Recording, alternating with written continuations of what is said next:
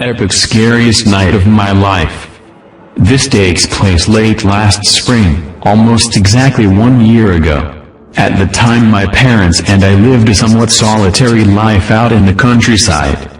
Other than bad cell phone and internet reception, there were other homes in the area, but not many, and exclusively consisted of retirees and wealthy families. My parents, who are wealthy and retired, were planning a trip to Gettysburg, Pennsylvania to sightsee and visit my mom's ill mother. I've been to Gettysburg before on a class field trip and decided not to go. I had schoolwork and projects to work on that were due that Friday, and going to Gettysburg for a second time didn't seem all that interesting to me. My parents do a lot of traveling and volunteer work, and, over the years, placed a lot of trust in me, so they had no issues with me being alone for several days or even a week at a time by the time I reached 16 years old and obtained my driver's license. So, anyway, I got up the morning of their departure, and by the time I left for school my parents were preparing to leave. When I got home that afternoon they were already gone. I had 3 days alone. I spent the first afternoon and evening doing homework and gaming. That evening I decided to drive out to the closest town and pick up a pizza for myself since I didn't feel like preparing anything. When I got home, I ate about half of the pizza, and after watching some YouTube, decided to turn in for the night. I awoke sometime around midnight, which isn't out of the ordinary for me as I sometimes have trouble sleeping at night. I went downstairs for a glass of orange juice and decided to flip through the channels on our living room television. I was sitting there, looking at my phone more than watching the television, when I saw a light turn on through one of the living room windows. It was our garage's motion sensor light. Did my parents come home much earlier than expected? I sat quietly and waited. The light eventually turned off and I didn't hear any noises. It must have been an animal or something, perhaps a deer. I turned off the television and went upstairs and into my bedroom and lied in bed. I fell asleep not too long afterwards. I awoke to the sound of my alarm. Time to get ready for school. Oh, joy. I arose, got ready and headed out the door into my car and drove off to school.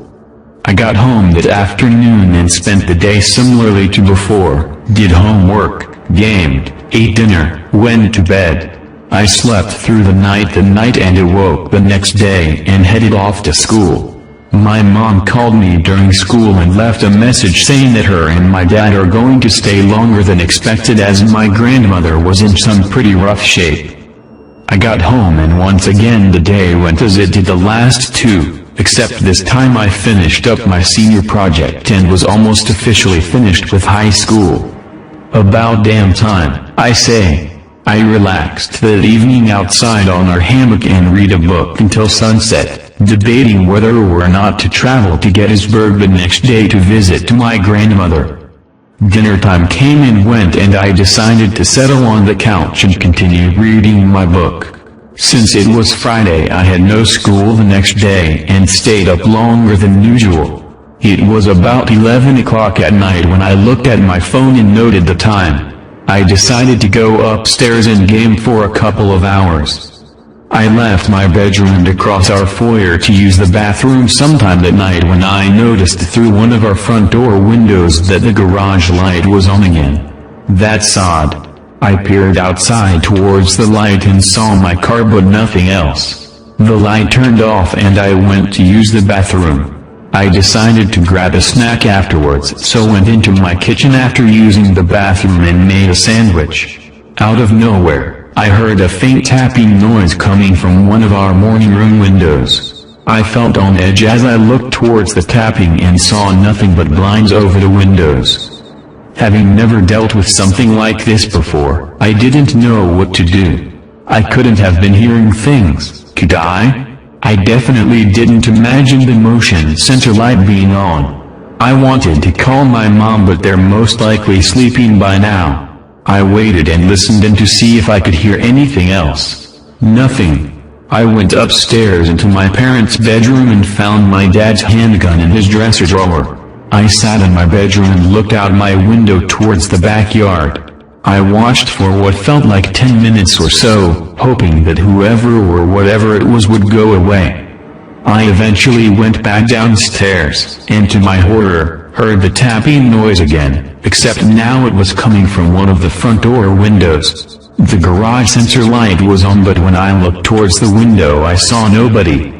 Perhaps a friend of mine was playing a prank on me. I have a couple of good friends who know that I'm home alone, but they've never done anything like this before. I texted all of them and got only one reply. Remember that friend I mentioned at the beginning of my post? That's the friend. He denied being at my house and told me he was lying in bed trying to sleep. I waited and waited until I could hear another noise, but about a half hour went by without further incident. I didn't see the garage light come on again, nor did I hear any other noises for the rest of the night. I turned in for the night after checking the locks on our doors and windows. I awoke the next morning and went downstairs to have breakfast. Afterwards, I vividly remembered the previous night's events and went outside to look around the house to see if anything was out of place or peculiar. Nothing seemed to be out of the ordinary. Our patio was left untouched, none of our stuff had been moved or taken, and our shed hadn't been tampered with. Even our shed, which was unlocked, didn't seem to be messed with. I looked inside of it and didn't notice anything missing that I had seen the week prior while assisting my dad with yard work. I went back inside and decided to sleep for a while longer. I awoke that afternoon around 2:30. I called my mom and told her about what happened last night, and she told me to keep my dad's gun with me if necessary and to call the police if I saw anyone or heard the tapping again. She also told me that they would be home the next evening. I went on a drive later on that afternoon and stopped by my friend's house for a while before heading home. I came home later than expected and went inside, plopping myself down on the couch and watched YouTube on my phone until nightfall. After eating dinner, I sat back on the couch and watched more YouTube. I was dozing off on the couch when I heard the sound of someone walking on our patio. Uh-oh. I swiftly made my way towards the back door and waited, listening for any more noises. I then had an idea. I quietly ran towards the front door and peered towards the garage to see if this person would walk towards it and turn the motion sensor light on. Then I can see if I know the person if I could see their face. Luckily, exactly that happened. I was looking towards the garage when the light came on. I saw the person light up in the night. It wasn't anybody that I recognized. At first I couldn't tell if it was a male or a female given their long hair that covered half of their face and their attire wasn't noticeably masculine or feminine in appearance. What I could tell, though, was that this person was armed and was carrying a dagger. Jesus Christ. I had to call the police now. I may have a gun, but I'm way too afraid to confront this creepy-looking person on my own. Especially since I was probably not going to have the guts to actually shoot him or her if they attacked me or tried to get inside. Suddenly, we made eye contact. I felt my heart drop. I saw a smirk form across the person's face as they walked towards the front door towards me. I jumped up and ran away towards the kitchen and called 911. After being redirected to the state police barracks, I told the dispatcher that an armed man or woman with some sort of dagger was creeping around my house. I stayed on the phone with them as I heard the person tapping on the front door, presumably with their weapon. I couldn't tell you what I felt at this point. Unfortunately, the closest officer was about a half hour away from me, so I had to fend for myself until then. I tried my best to describe the person to the dispatcher, but I simply couldn't. I told her about the motion light coming on the first night, the tapping noises and the sound of someone walking on my patio. She then asked if he or she tried to force entry, but I said no, which was equally as baffling between the two of us. I jumped when I suddenly heard the tapping coming from behind me. I heard a deep, muffled laugh coming from outside. At least now I knew it was a man. Holy fuck. I looked at my phone after not hearing the dispatcher for a few moments only to notice that the call had dropped. Ugh, why now? Damn reception out here in the middle of nowhere. I felt genuinely afraid as fuck at this point, so I ran up to the upper part of my foyer and lied down on the carpet and focused my attention on both halves of my house, the front door and back door, gun in my hand, phone in the other. I didn't have to recall the barracks, given the dispatcher had already called me back by the time I settled down on the ground in the foyer. My phone signal was weak, so I wasn't sure how much longer I would be able to stay on the line. As I waited, I heard the occasional tapping noise on my windows and doors. I then heard for the first time the sound of my back door being tapped. I talked to the dispatcher, who was doing her best job to keep me calm as I sat there like a scared little mouse hiding from a cat. I felt scared as a motherfucker, even with a gun in my hand. After about 15 minutes in losing connection with the dispatcher again, the occasional sound ceased. I went into the master bedroom and looked out the window towards the road. I stared at it for what felt like an eternity when I finally saw a car driving up towards my house. Finally, I ran downstairs and waited near the front door and watched as a squad car came into my driveway. As I watched, two cops came out, one coming up to the door as the other walked around the house. I opened the door and greeted the female officer who came inside. We stood there in my foyer as I explained the previous night's events leading up to tonight and then finally tonight. I also gave my description of the person. She made notes about everything while the male officer was walking around my house. After a few more questions, she told me that they'll drive around the area a couple of times and recommended that my parents install a security system when they return from their trip. I still felt nervous after they left, especially because the male officer was unable to find a trace of the person who was fucking with me. Hopefully this potential burglar or whatever they were is now aware that this isn't a house to be messed with. When my parents returned the next day, I filled them in on what had occurred during their trip. It wasn't until about a month later when my parents finally had a wireless security system installed in our home. Luckily nothing major happened during that month, even during the times when I was home alone. However, the story doesn't end here. Unfortunately, there was another smaller incident that occurred. This time, when I wasn't home, but both of my parents were. I was away from home for a couple of days on a fishing and camping trip with two friends from school when my mom had called me telling me that they suspected that somebody had been trespassing on our property late the previous evening.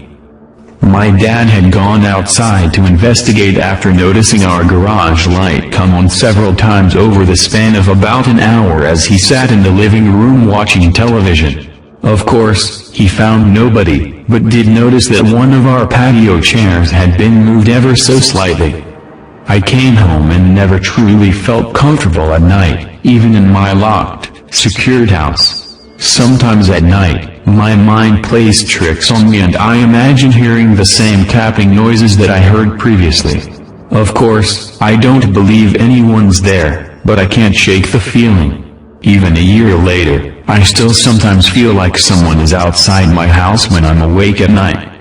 So, yeah, possible burglar, murderer, whoever you are, wherever you are, I hope we don't ever cross paths again. The first time I went out alone was almost my last. I grew up in a very safe, very affluent neighborhood. It was unheard of for anyone to lock their cars or houses, and when someone new moved to the neighborhood it was mere moments before they were welcomed with open arms and open doors. Despite being surrounded by what could be described as one large neighborhood family, my mom was very particular about house rules being followed, one of which was never going out alone. Walking to a friend's house?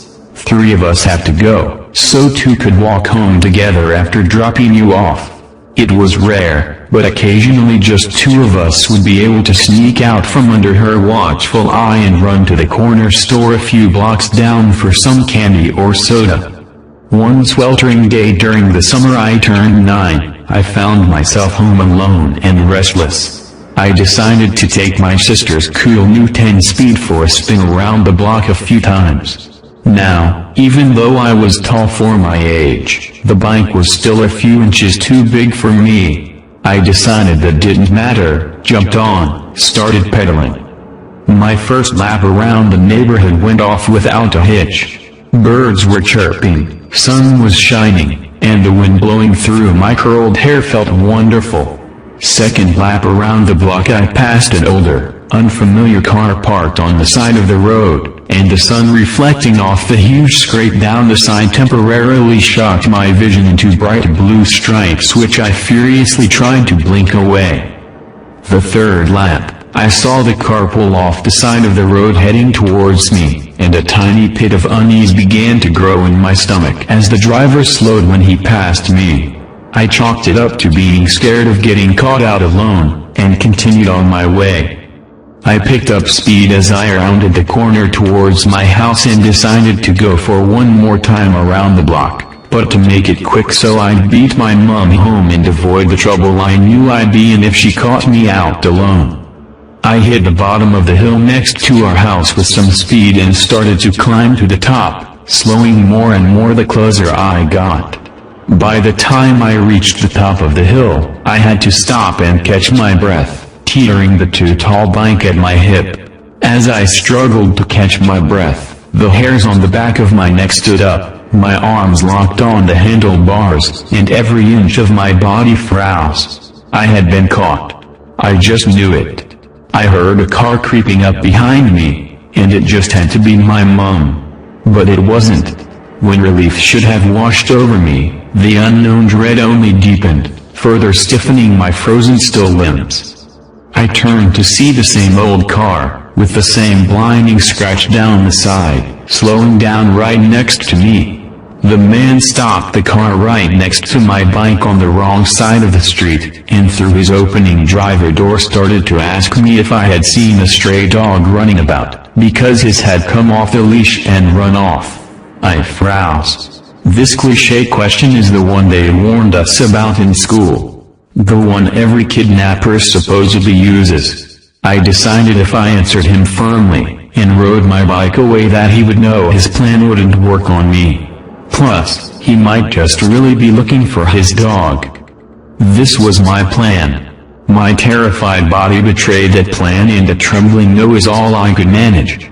As I fumbled my feet to the pedals of this too big bike, his car door flew open and out he lunged. Nah, ooh, I said again as I wobbled my way past his open car door, his hand brushing the back of my shirt and knocking my back tire as I pedaled as fast as I could the 50 feet to the next driveway I saw. I pedaled, legs burning, up the drive, running my front tire so hard into my neighbor's front step that it bent the wheel. My body catapulted over the handlebars, and I burst through my neighbor's front door. Edie, help. My neighbor was not home. I ran into the kitchen, still calling in hopes I was wrong. Edie. What are you doing? A man's voice behind me, and I froze. Hearing my heartbeat in my ears, feeling the blood pumping through my veins, knowing that this was it. I slowly turned around, not knowing what else to do, and there stood my neighbor's son, home from college. I dissolved into tears, gulping out what happened. He tossed the bent bike into the back of his truck and drove me around the corner to the safety of my home. My mom was home, and had the look of death in her eyes until she saw my tear-streaked face. The police were called. The neighbors were called.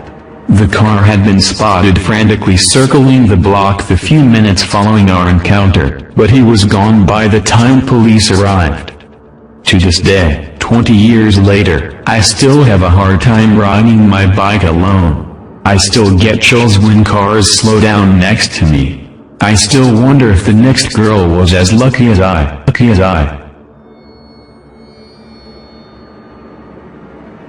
ropes and weed. When I was about 17 or so, I had moved back home to the beach after staying out in Wa for a bit after earning my GED. Not long after I got back, I made some new friends, with one in particular, Chris. This story isn't about him, but how meeting him was probably the worst thing that could have happened. Now, we used to hang out all the time and smoke weed, drive around aimlessly, go out to bars, etc., just your everyday teenager stuff. We were, however, pretty into urban exploration, I guess you could say. We used to go into the woods all the time in random places just to explore.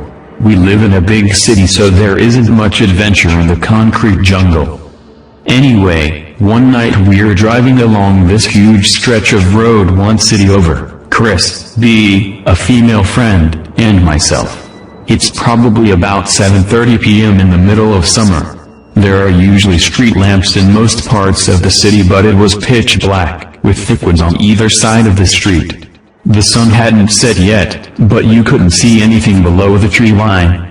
Chris decides to tell us about this path in the woods that connects to neighborhoods he used to use as a kid and how it's a cool spot to smoke up with rope swings and benches and stuff. So of course, we're like, yeah, let's go. We make our way into the woods down the only path we can see, and it's well beaten, a clear sign it's used often. I never worried about weird things happening because, you know, they always happen to someone else. As we got to the bench in the middle of the path, we sat down and rolled up. B was making a spectacle of playing on the rope swing that hung out over a ditch that was about 6 feet or so deep. So we finish rolling up, and have two really nice blunts lit up, and we're just sitting there bullshitting, having a good time. And out of nowhere, the air seemed to get really thick. It's hard to explain, but my throat started getting tight. It was harder to breathe. I started getting lightheaded for seemingly no reason at all. It took me a minute to realize what I was feeling was dread.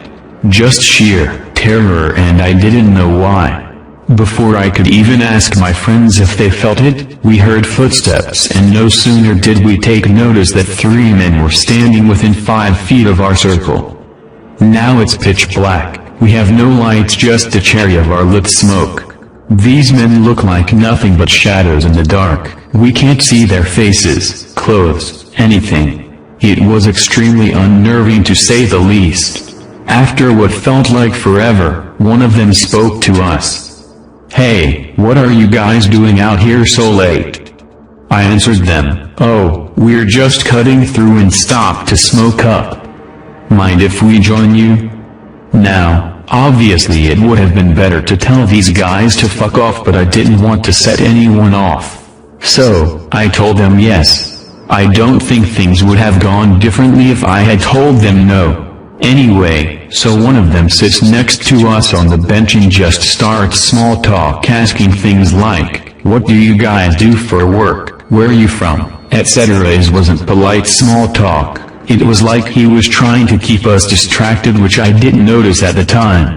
He kept talking as he gave one of our blunts to his friend, who, I'll remind you, haven't said a word and didn't sit either. The other two just stood next to the bench, looking like they were waiting for something. I passed the other blunt to our new friend, just hoping they are just trying to get a free smoke out. I couldn't have been more wrong. No sooner than the 3 men have both of our smoke, do they all get really stiff, like statuesque, and reach into their pockets, and you guessed it, all 3 of them were armed. Now I'm standing there thinking that they just wanted our weed, and didn't want us to argue about it.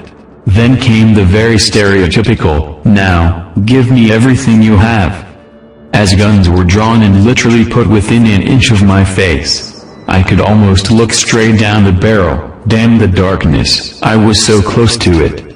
I just stood there. I didn't move at all. I guess I was kind of in shock, like I really didn't believe what was happening. Then out of nowhere, the man to my left let a round off right next to my ear. Now, if you think gunshot is loud when you hear it on your street, you have no idea how loud it is when it goes off right next to your head. I jumped about 10 feet, and rushed to empty my pockets. I gave them my phone and my wallet, without hesitation. My friends followed suit and I thought that was the end of it. We weren't so lucky. This did nothing but make them even madder. They were pissed they only got 2 cell phones and maybe $40 from 3 people. Since our car was still parked out on the street, they assumed we must have had more valuables inside. One of the men grabbed Chris by the collar of his shirt and told him that he was going to walk them to the car, and let them take what they needed. B and I of course protested and were met with more guns in our faces. 2 of the men took Chris out to the car while the third looked at us and said, "Now, I'm going to walk halfway up the path and find me a nice bush to lay low. If either of you try to run or do anything smart, I'll be waiting with a bullet." And he walked down the path after Chris and the other men. B and I stood there in the middle of the woods in complete silence for a good long while. We talked about how good our chances were if we tried to make a run for it and ultimately decided against it. We weren't sure if the guy was bluffing or if he really was waiting in a bush to shoot us. It felt like we were there forever and out of nowhere. 3 more gunshots rang out from the street. B lost it. She just started bawling right there in the woods, sobbing at the thought of Chris being murdered. I tried my best to console her, and almost strangled her at the same time. When I leaned in to hug her, I could see the light from her phone in her back pocket that she refused to give up. We used it to call 911 but never put the phone to our ear. We just called, and put it back in her pocket while talking about the situation. We were scared the guy in the path would see the light if we kept it out too long. We waited there in the woods for an eternity before we started seeing flashlights and hearing the barking of dogs. It was the police. I couldn't have been more relieved and neither could B. She started sobbing all over again, and we walked out of the woods with the cops. They took B to the side, while they zip-tied me and put me in the back of a police cruiser. I started staring out the window, wondering why and where they took B before I noticed Chris was sitting next to me. I started crying myself, out of relief that he was alive and wondering what happened when they got to the street. He told me that they brought him to the car and had him let them in. He said he let them take whatever they wanted, which still wasn't much in terms of sellable. He said they got pissed, and hit him then shot off a few rounds before running into the woods on the opposite side of the street. I asked him if he told the cops that and he said, they wouldn't listen. It didn't take me long to find out why. They pulled me out of the car after talking to B and I insisted they remove the zip ties if I wasn't being arrested. Why should I? Apparently, the police thought that B was in danger of US. Granted, I realize now they were only being diligent, but at the time I was not only offended but pissed off. They thought that Chris and I were back there trying to rape B or something just as heinous. It was pretty shocking that they straight up accused us of sexually assaulting her in the woods and refused to listen about the men. That is until B calmed down enough to tell them the same thing we did.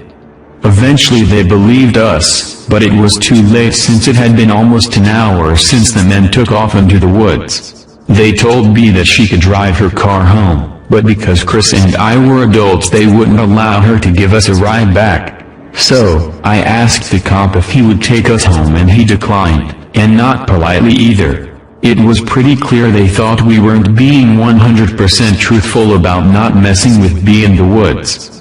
The cops left us there, standing in the middle of the road in pitch black darkness, woods on either side, after being robbed at gunpoint and the men probably still close by. I have never been that terrified in my entire life. We started walking down the street. I think we must have walked for a good 5 miles, the entire time glancing over our shoulders, scanning the tree line. Every time we heard any sort of noise we jumped, and just stood still.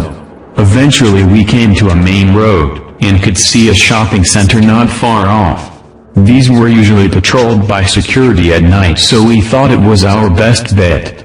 We get up to one of the main stores, a Dollar General, and scanned the lot of any type of security, and there was nothing. Not one car in the entire lot.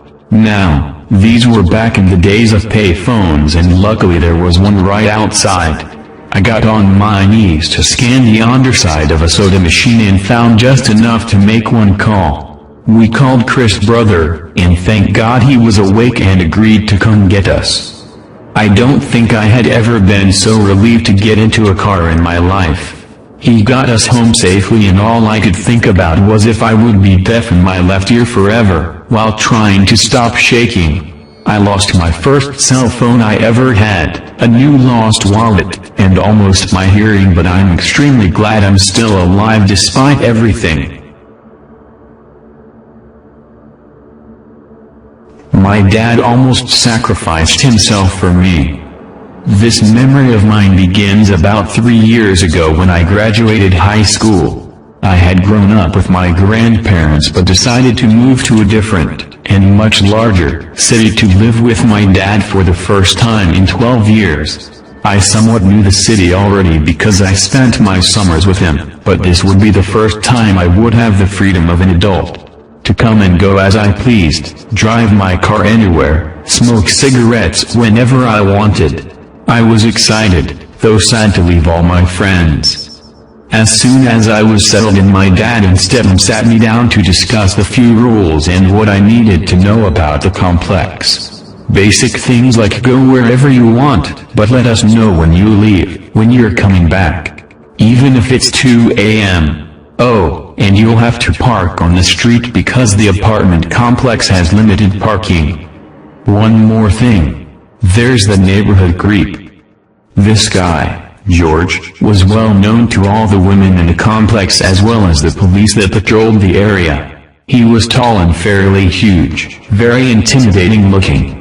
My parents were pretty certain that he would leave me alone for one reason, my dad.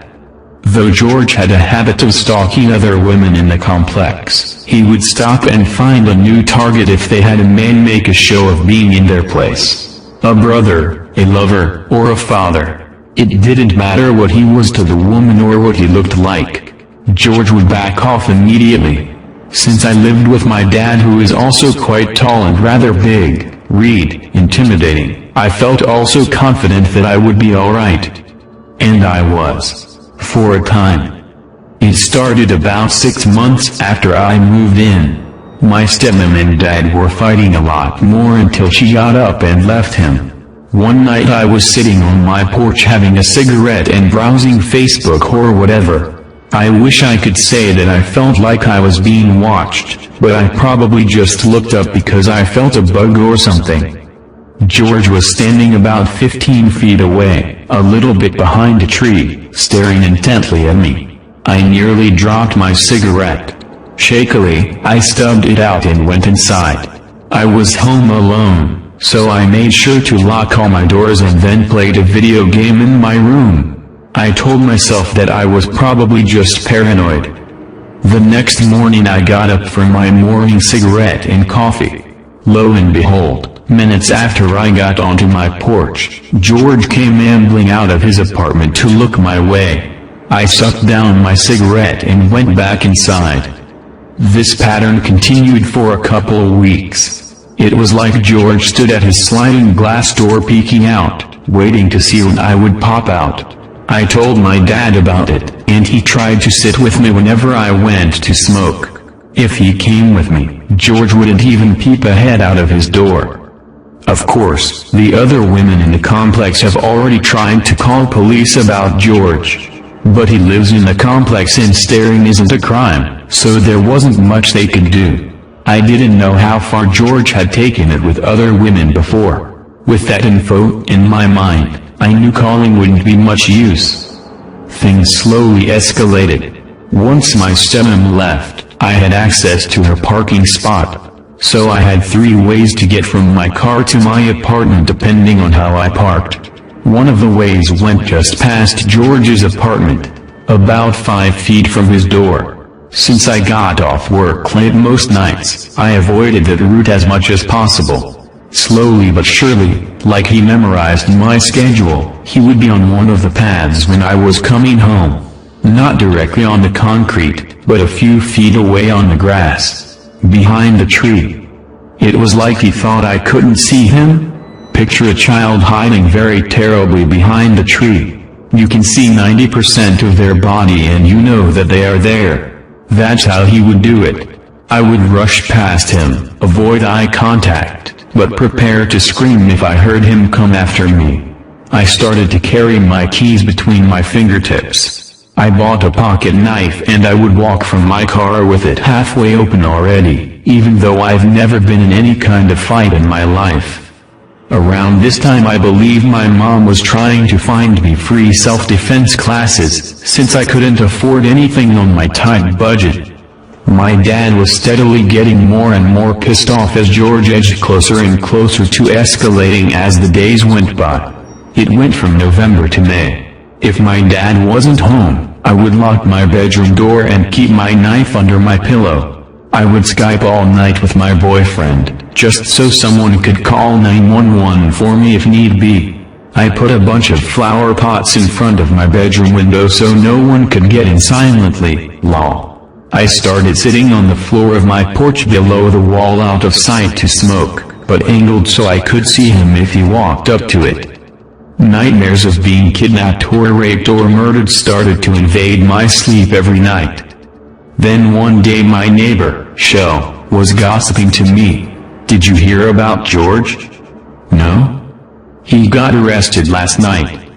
In the complex parking lot there's a big sort of electrical power box. It stands about waist height, and is perhaps 2 or 3 feet wide. About 10 minutes before I was supposed to come home, and park right in front of it, some lady with her kid walking by and saw George sitting on the box masturbating. Was he waiting there for me? Jerking off to the thought of me seeing him? Ugh, the thought makes me want to puke and scares me all at the same time. I was relieved for a few days of my stress. But it was only a few days that he was gone. Then he was back. And he went right back to the same routine. One night he got far braver. It was maybe 7 p.m. when I went out for a cigarette with my dad. A neighbor walked up to chat with my dad, and George came outside and stood out in the open, staring me down. "Dude's asking to get his fucking ass kicked," my dad said under his breath. Then he chatted to the neighbor some more. I rolled my eyes, went inside, and played some more video games. I was healing in a World of Warcraft dungeon when I heard Shell shouting, "Where are you?"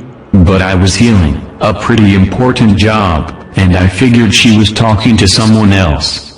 Until she burst into my room in a panic, her eyes huge. She hopped from foot to foot frantically like she was doing the potty dance. "He's bleeding." "Who?" I asked in bewilderment. "Your dad. Come quick." I made some teenager huffing sound and left my computer, certainly pissing off the rest of the group. I grabbed our little first aid kit filled with band-aids. I thought in my mind that my dad was doing something stupid like tossing up his pocket knife and trying to catch it. But when I stepped outside I found myself face to face with a real horror.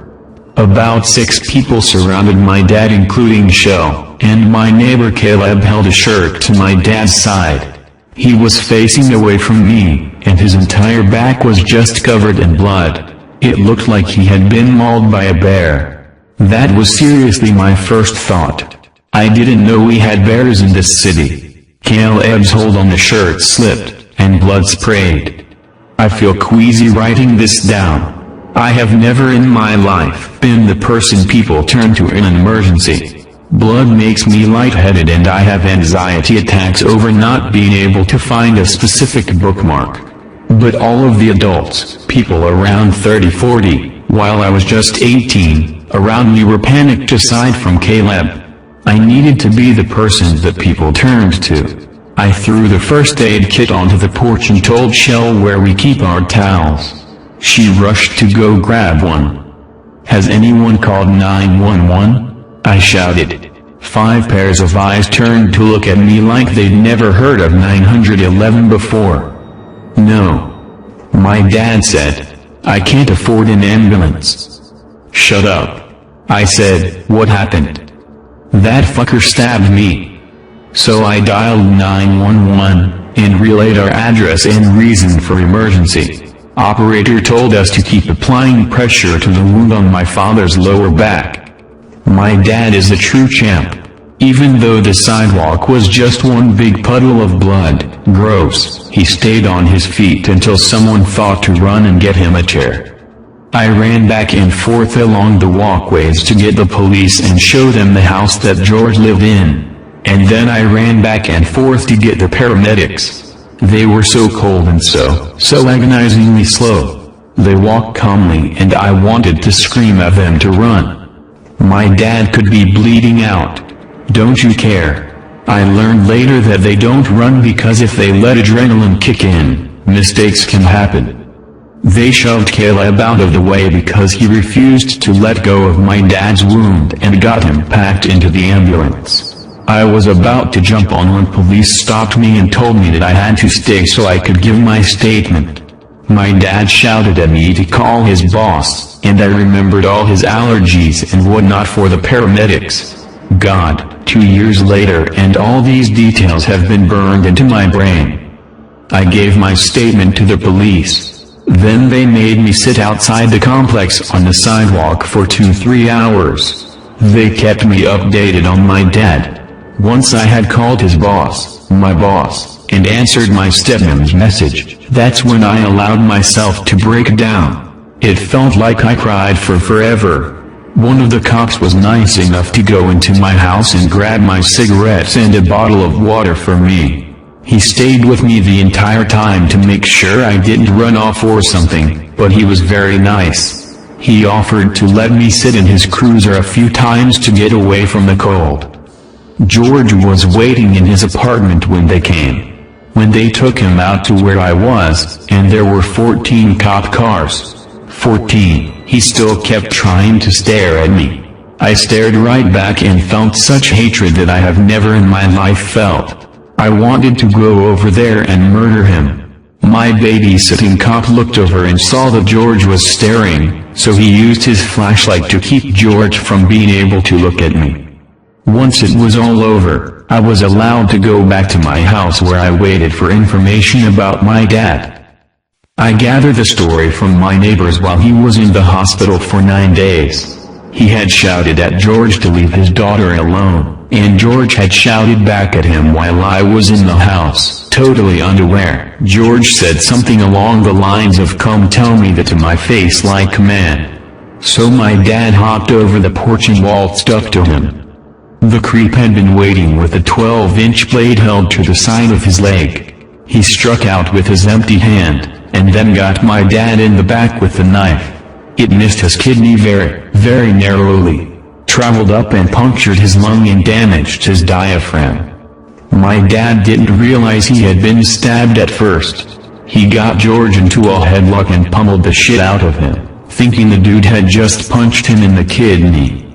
George dropped the knife, rolled in the grass, and picked up another knife he had been hiding and stabbed my dad again, this time in the upper back. This wound was much more shallow but still required stitches later. At this point, Shell came outside and screamed to my dad that he was bleeding. He took off his shirt, got pissed, and threw it at George. At that point, the neighborhood stalker put his hands up and went into his apartment.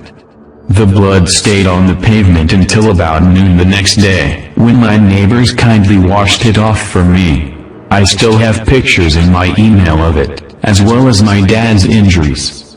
My dad spent more time in the hospital in critical condition than George spent being held in jail. I feel like it was my fault. I've been addressing that in therapy, but I still feel awful about it all, like my dad had to fight my own battle for me. Throughout the week while I was on my porch or just outside, I had so many women come up to me. They all told me to thank my dad for them. They had all been terrorized by George at some point, and now they were certain he would be away for good. Several poor women had had George stalk them up to their apartment door and pull his pants down, demanding sex. I can't believe the cops couldn't do anything. One of those days one of my neighbors came up to me to tell me that the police and neighbors had searched the complex and found that George had stashed many knives all over the place, buried in gardens, stuck behind trees, under his doormat. I shudder to think that he might have plans to one day grab one of his targets and do something far more sinister than stare. George was declared guilty for battery with a deadly weapon, but the attempted murder charge was dropped. He was out of prison by Christmas on good behavior or whatever, but my dad and I have a lifelong restraining order against him. He has never tried to come after me, so I can only hope that he's terrified of my dad. I wish I could tell you guys that I took self-defense classes and learned to fight the way my dad can, but I'm still a pussy who can't even slap a spider, so there's that. My dad is doing alright now. He's just had his third surgery on Tuesday trying to repair the damage done to him internally. We're hoping that this will be his last, and his quality of life will vastly improve. I probably owe my life to my dad. If he hadn't fought George for me, maybe I would have been the first victim George stabbed. I almost let my sister's stalker into my house. On Friday afternoon I got a call from my friend named Sarah asking if I wanted to meet her and another friend named Lisa at Dunkin' Donuts, as we hadn't seen one another in a while. Dunkin' Donuts is a 15-minute walk from my house, so I decided I would walk. Besides, the weather was fine. I got to Dunkin' Donuts and found where Sarah and Lisa were sat, so I went to join them. As we were chatting I noticed that my sister, Elena, was sat at a table in the corner of the room with her friend, Jess. For some context, my sister and her friend are both 18 years old. My sister still lives with my parents, whereas I live alone. I excused myself from the table and went over to Elena and Jess' table. They were sat at a table with 3 seats, so I went to sit down and said hey. They both jumped a little bit but then looked more relieved than anything to see me. Immediately Elena whispered to me, "Don't look now," but the guy in the blue shirt, I think he's been following Jess and I glanced over and I saw the middle-aged man sat at a table facing away from us. He's passed our table a good 5 times in the past 20 minutes to go to the bathroom, but he walks slower as he passes us, she continued. I told them that they were most likely being paranoid and that there was nothing to worry about. But for their peace of mind I offered to leave with them so they wouldn't feel as worried. I walked back over to my table and explained the situation to Sarah and Lisa. Both of them laughed it off and assumed my sister to be paranoid. Literally about a minute later I saw the man get up from his seat and walk towards the bathroom. My eyes followed him and sure enough he walked extremely slow past Elena and Jess. In fact, it was almost comical how obviously slow he became. Both Elena and Jess looked in my direction and I nodded to show that I had seen him walk slower. About 5 minutes later I went into the toilets. On my way I passed Elena and Jess and told them I was ready to leave whenever they were. They both agreed that they were ready to leave now. I told them that I was just going to the bathroom and that we could leave after I had done my business. Elena had come in her car, so she was going to give me a lift back. I went into the toilet stall, did said business, washed my hands. I was walking down the corridor back into the main eating area when Elena and Jess rushed into the corridor. I asked them what's up and they explained that another man had joined this strange creeper man and that the men were both pointing and staring at them, so they rightfully felt unsafe. We walked back into the eating area. I put my money on our table and explained to Lisa and Sarah that I was taking off and I would explain what was going on when I got home. We all got into Elena's car and left the creeps in the car's rearview mirror. After a 2-minute drive we reached my house. Just then I had remembered that I had been meaning to return something I had borrowed from my mother, so I asked if Elena could drive me to my parents' house as she was going there anyway. I jumped out the car to get what I needed when my phone rang. It was Elena. She explained that a car had driven past and had pulled into a driveway. She said the driver of the vehicle was the creep from Dunkin' Donuts. I looked out of my window and sure enough there was a car which didn't belong to the owner of the house parked on their driveway. I got the girls into my house and locked the door. I instructed Elena to take a photo of the car and its license plate, and I told Jess to call 911 as she'd give the operator more information than what I could. Elena took the photos and we sort of gathered around Jess as she was speaking to the operator. She had finished telling the story and I heard the operator assure us that the police would be at my house soon. A few minutes passed and there was a loud knock at the front door followed by a loud voice shouting, "It's the police." We all did a sigh of relief as I went to open the door. Jess told the operator that the police were here and she hung up. I was in the process of unlocking the door when I thought to look through the spy hole at the top of the door. I peered through and it wasn't a police officer, it was the same guy. I froze in fear and I didn't know what to say. "We didn't call the police," I managed to shout back to the man through the door. Elena and Jess were both confused as to why I said this. "We had a call, sir." The man shouted back, "You have the wrong address." I yelled back and informed the girls that it was the creep at the door and not a police officer. Both were rightfully shocked and extremely scared, as was I. I was about to tell Jess to call the police again until I heard the sirens. "Sir, you have to let me in," the man shouted again. This time I didn't answer.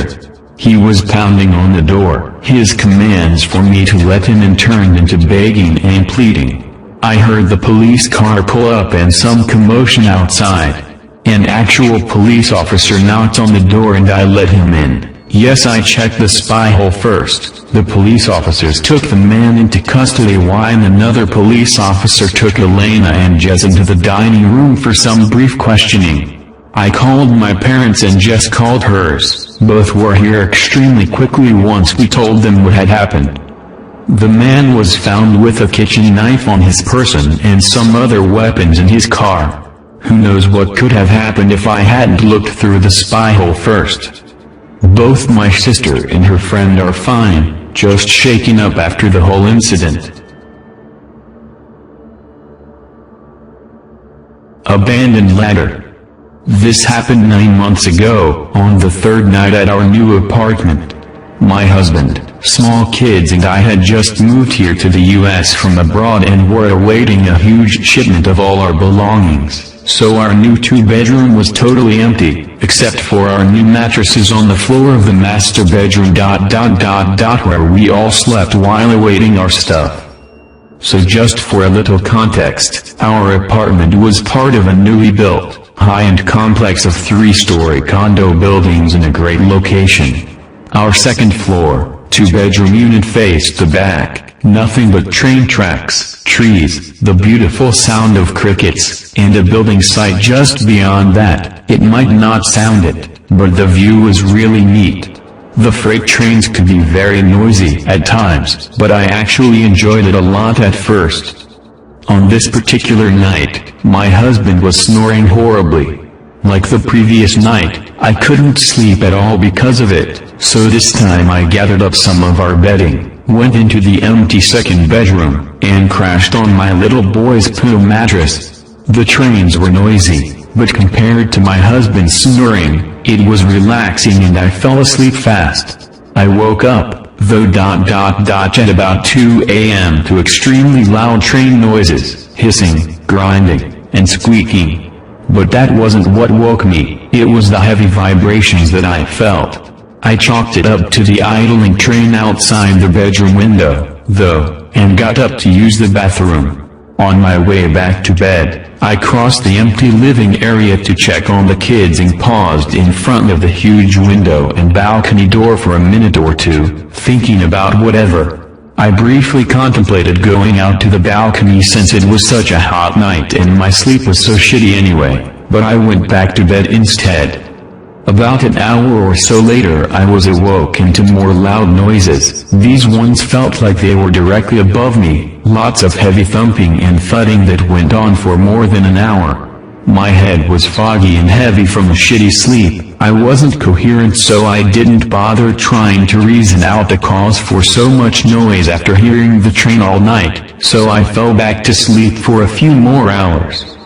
My husband woke me in the morning, asking me if I had seen the huge ladder on our balcony. We went out to look, and there it was, a huge, metal ladder leaning against the side of our building. Someone had pulled it up onto our balcony so they could then climb up to the one above us. There were also 2 empty beer bottles sitting in our stroller and a few cigarette butts extinguished on our windowsill, so they'd obviously been taking their little breaks on our balcony. We could see between the balcony floorboards to the door above us, and sure enough, it was completely smashed. The wood frame of the door was in splinters and practically ripped out. We called the police immediately and they came right away.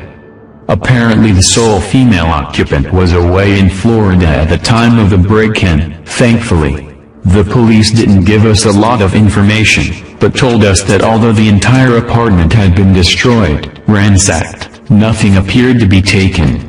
I spoke to the building manager later that day, who told us that every single cushion and bit of bedding had been ripped open, that every single drawer and piece of furniture had been pried open, but that all of her expensive electronics were unscathed, as was a huge glass vase full of money. She returned to her apartment after a week or so, but we never did see her in person. We later heard through another employee of the complex that this tenant had a dangerous ex-husband who couldn't let go, and that it was him who destroyed her place when he realized she wasn't home. What would he have done had she been home? It could have gone down so many different ways. What would the intruder have done if I went out onto the balcony? My precious little munchkins and husband could have been hurt, too. We just didn't feel safe after that. The trains were just so creepy to hear after that. We all slept in the same room from that point on, until we switched to a different building a few months later. Robber threatens to kill me. It's about 8 p.m. and I'm relaxing in my room enjoying how still the house is because no one is home besides me. It's dark out this time of year and the only light in my room is from my computer screen and the moon. My window is open and the temperature is really nice. The only sound I hear outside is insects. I start playing video games and put my headphones on because I don't have good speakers. I'm playing for about 10 minutes when I see light come into my room like someone opened my door. I turn around and see a man standing in my doorway. He's acting like he came into the wrong room and shuts my door again quickly. I don't think anything suspicious right away because one of my roommates, Greg, has the room directly across from mine. I figure one of his friends came home with him and just got the wrong room by mistake. I look at the clock and realize neither of them should be home for at least an hour. Greg is out for a religious thing and my other roommate, Caleb, is at work delivering pizzas. So I start freaking out. I'm not sure if I should go investigate, or call the police. Maybe I am wrong about what time Greg is supposed to get home. I decide to go out and investigate. I slowly walk to the top of the stairs and lean over to look down into my living room, trying to keep out of sight. This man is downstairs trying to take Caleb's laptop, which is on our coffee table. I'm not sure why, but my fear at that moment turns into anger. I'm furious enough that I want to run downstairs and fight this guy, although my mind is yelling at me he could be armed, you could die. At that moment I hear him kinda loudly whisper, "Don't try to come down here or I'll kill you." This threat brings my fear back but also elevates my anger. I'm paralyzed for what seems like forever but is really just a few seconds. I'm a nerdy white dude with no training, so what I can only describe as instinct and adrenaline kick in. It's kinda dark, but with some light coming in from a kitchen I can see well enough. He has nothing in his hands except Caleb's laptop. I then look at his waistband for anything like a weapon and don't see anything. In fact, his pants are almost falling off him. I know I can get down the stairs in a few seconds, and since he was busy with the laptop I just rush him. I run down the stairs full speed yelling, "Get the fuck out of my house!" And he bolts for the front door. When he tries to open it, he pulls on it in a panic, but it's dead bolted. He pulls on it so hard it bends the latch. At this point I'm maybe 3 feet from him. He manages to get the door unlocked before I get to him, and he runs out into the night. I'm still intent on chasing him, but as I get to my front steps my rational mind kicks in and tells me, "Don't do it, he's gone, call the cops." So I look through the house to make sure no one else is there. I first go into Caleb's basement room, and on my way back up I see everything sitting on the kitchen sink is knocked over. You should know at this point that the lock on the window above the sink is broken, and that's how he got in. We had been telling our landlord for weeks that it needed to be fixed, and they had done nothing about it. This window above the sink is only about 1 foot tall and 2 feet wide, and about 5 feet off the ground, so he must have struggled to get in. I don't see anyone, so I finally call the cops. It only takes them about 10 minutes to get there, but by the time they do I am shaking uncontrollably. I don't know if it is just from coming down off the adrenaline or mild shock, but I cannot stop shaking. The cops seem legitimately concerned about me, asking if I am injured or anything. They are worried about my safety first before anything else. After making sure I'm okay they scan the house too. No one is there.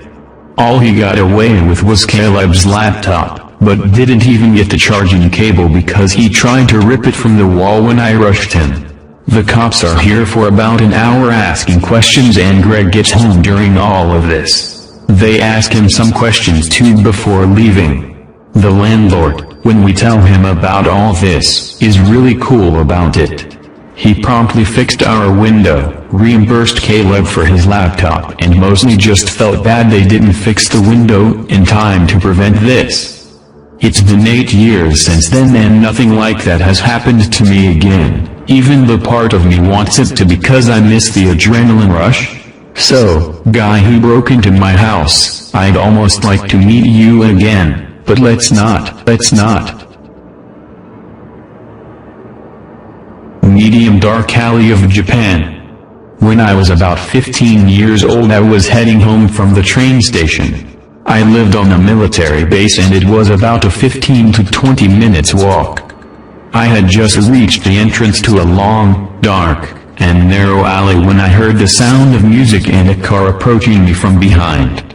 I moved as close to the walls as possible to allow the car to pass me, but they ended up turning slightly sideways and cutting me off.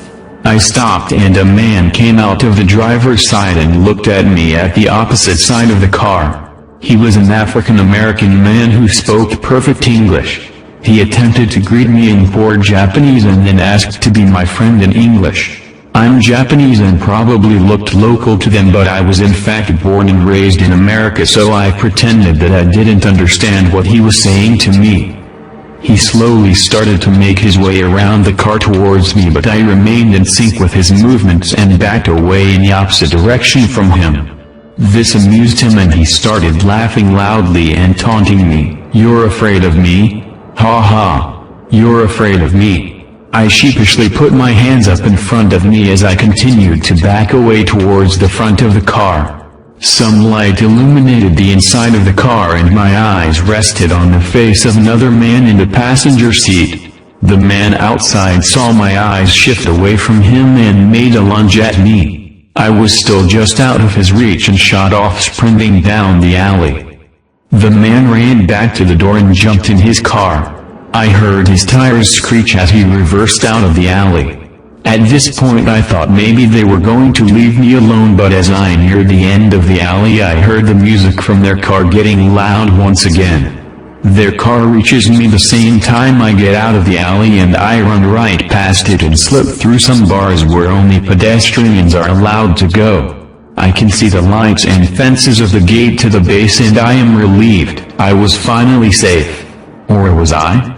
It never dawned on me at the time, but a few weeks later I realized that the man was American and very close to base. He must have been a soldier and tried to take advantage of the Japanese local girls that find shame in rape. He probably didn't realize I was American until he saw me run through the gate. Nothing ever came of it, but how many times could I have passed him at the commissary or the PX afterwards? My favorite customer. From 2006 to 2011 I worked in the electronics department at the local Walmart in the small city I lived in. Through those 5 years I had worked there I had plenty of creepy encounters with strange customers. Especially considering the state hospital was directly across the road. This story isn't just a regular old creepy encounter, but something that would lead to me being stalked for nearly a year. It all started in 2010 on a night I was working second shift. I was doing my end of shift ritual when a woman in her late 40s interrupted me. She was with a little girl, no more than 3 or 4. "Excuse me. I need help with my cell phone."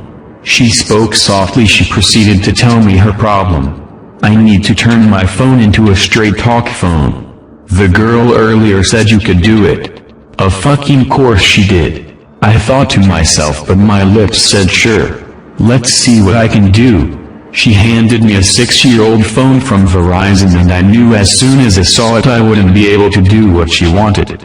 I explained she would have to buy a new phone from Straight Talk and transfer her old number. Basic shit really. Now, I always took my job seriously and held myself to the highest standard of customer service. I would often receive letters to the store from customers complimenting me. So, I assure you I did nothing to actually piss off this lady, but sure as shit she was pissed. Why the hell would I buy a new phone? I already have one. She's screaming at the top of her lungs. Her claims of me upselling her and being a corporate goon. I finally managed to defuse the situation and as she left the department she gives me the classic "you'll never get a job in this town again." As I'm getting ready to leave my shift my manager stops me and tells me I got a complaint at customer service from the lady claiming I swore at her granddaughter. Apparently, I told her to fuck off. I explained what happened and he just laughed it off. My managers knew it was very unlike me to say anything like that to a customer. I wish the story ended there. But, then I wouldn't be writing this. For the next several weeks I would get complaints about things I've never done. Sometimes even on my days off. I would come into questions from management nearly every day. It was complaints ranging from me being rude to a customer all the way to me doing drugs in the parking lot on break.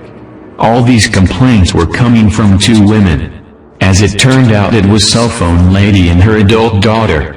It turns out they have even been scoping out my work schedule and started coming in nearly every day. They would walk through electronics to make sure they saw me and later that night I would have a complaint. This happened for months. It happened so much management deemed her Corsair's favorite customer. To be honest I didn't care much. I even thought it was pretty funny. I never got in trouble and everyone knew these ladies and just blew it off. I started caring when she took it to a new level. She started to follow me around. I would see her when I was around town. She made it clear she knew where I lived and would regularly walk by my house. I would see her standing out front just looking at my place. I began getting complaints to the city about my property. Grass too tall, the old shed in my yard, my fire pit. Basically everything. She even found out my girlfriend's name and began complaining at her job. I knew it was her. She would make it so clear that she was following me. Sometimes she would stop in and ask me questions at work and act like the nicest customer. A few times she asked me things like "How's your girlfriend?" Or my favorite, "How can you afford that big house on your little Walmart wage?" For about 7 months she stalked and slandered me. I started telling her I knew what she was doing and to stop. But, she played it off. I couldn't report her. She never once threatened me. She was just making my life hard. By this time everyone in my life knew about this nut job. One night I'm grabbing dinner with my friends from work and we're joking about it when someone says, "What if you just counter-stalk her?" At first I thought it was a terrible idea, but they convinced me it would work and they would all help me. So, we hatched a plan like something you'd read on R. Revenge. It went as follows: find her job, find her name and address, make complaints in the same manner as her, find out all the rumors she's told about me, make it clear that we know, show her that we have numbers. I found out her information easily enough. Turns out she didn't live anywhere near me. I was even friends with a few of her co-workers. They would keep me informed on crazy shit she said about me and even told her to stop. We began doing exactly what she was doing to me. We did this for about 4 months. The more we dug into her life, the more I found out about how obsessed she was over getting me in trouble. She had claimed that I assaulted her. She urged others to report me and follow me. She told police I was a potential drug dealer. Eventually we won though. She started putting together that there were 6 of us digging into her life and asking questions about her. My last month at work I didn't get a single complaint. In fact, I never even saw her anymore. The day after I quit though, I heard she was in the store complaining about a new person after asking one of the managers why I quit. I'll honestly never understand why she was so hell-bent on destroying me.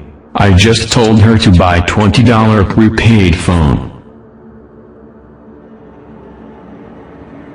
Let me in. I'm a frequent lurker of this sub, and figured I'd never have anything to contribute. Definitely a good thing. However, having had to call the police tonight, not emergency, no worries, I remembered an unsettling series of events that occurred around 14 years ago, when I was in the 8th grade. Warning, this story is kind of a slow burn. I grew up in the rural South, next door to my grandparents. We lived in a deeply wooded area right off the highway, on a large plot of land my grandparents owned. When this took place, only my grandmother was alive. While not huge, our woods were large enough to act as a home for deer, rabbits, foxes and the like. Just to give you a sense of how in the boonies this was, at the edge of our land was a family-owned dairy farm, and fields along the highway. Google Maps still can't locate my childhood address. Near the end of 8th grade, our class went on a day-to-day field trip, and parents were to pick us up at 10 p.m. This being before the cell phone boom, I was pretty embarrassed and upset when no one came to get me from school. We tried calling my house phone, no go. About an hour late, my dad finally came to get me in his pickup, calm but visibly rattled. As it turned out, as my dad was leaving to get me on time, 4 strange men were lurking through our large wooded yard. Burly redneck he is, my dad chased them through the woods until they disappeared into the field, our tiny pug giving chase right along with him. The police were called, but there wasn't much they could do aside from filing a report. While scary, I was kind of an oblivious child, and with the police having been called, I figured it was over with. Addicts would sometimes steal lawnmowers and weed eaters. It happens. Looking back, the things that happened over the following months make my skin crawl. I began to notice strange cars parked off the highway near our home in the middle of the night. Given that our house was tucked back into the woods, it was easy for them to keep the license plate turned away from the view of our windows. The cars were always just sitting, no one getting out or in, nothing whatsoever to even feign a breakdown. We called the police when we noticed these strange cars, but the distance to our home made it so that they had always driven off by the time anyone reached us. I didn't understand this at the time, but we were clearly being watched. Even as an adult, I don't understand what these people wanted. We lived in a little trailer that didn't exactly scream drug money awaits, and there were equally isolated, yet affluent neighborhoods that were easily accessible. My parents worked full-time during the day, and my sister and I were both teenagers in school. so why not break in during the day? As I said, our home was wooded, shielded off a dirt road from the highway we lived on, so no one would have even noticed. I was in bed when the men came back. It seemed the strange car visits had lessened, but my father went out late one evening to get CDs from his pickup, and they were out there, again. My mother made us stay inside when she called the police, but I remember the sound of my father screaming as he thundered after them. Just like last time, they disappeared into the woods. The police couldn't find them. They agreed that they were stalking us out. We were poor, so there was no money for security equipment. My mother had never allowed guns in the house until this point, but my grandfather's old rifles were now being kept in their closet. While we lived in our trailer, our grandmother lived beside us in a little brick house she built with my grandfather in the 70s. It had an old-fashioned carport with steps that lead to her front door, clunky with frosted glass shutters from top to bottom. It made a distinct, heavy sound of shaking glass when it was knocked on. Usually, a family member would sleep over with her in case she needed something, but she had been feeling well that day and didn't need help. She always stayed up late watching television, and liked to sleep during the day when it was sunny and warm. A man came to her door, sometime past 3 in the morning. She called out to ask who it was, thinking it might be one of us. There was no answer. He continued to knock while my grandmother told him to go away, leave her alone. Instead, he opened her door. It was old and fairly easy to unlock, but her chain lock kept him from getting in. So he spoke directly to her through the crack. He would only tell her, "Come on, let me in. Let me in. I know you're alone."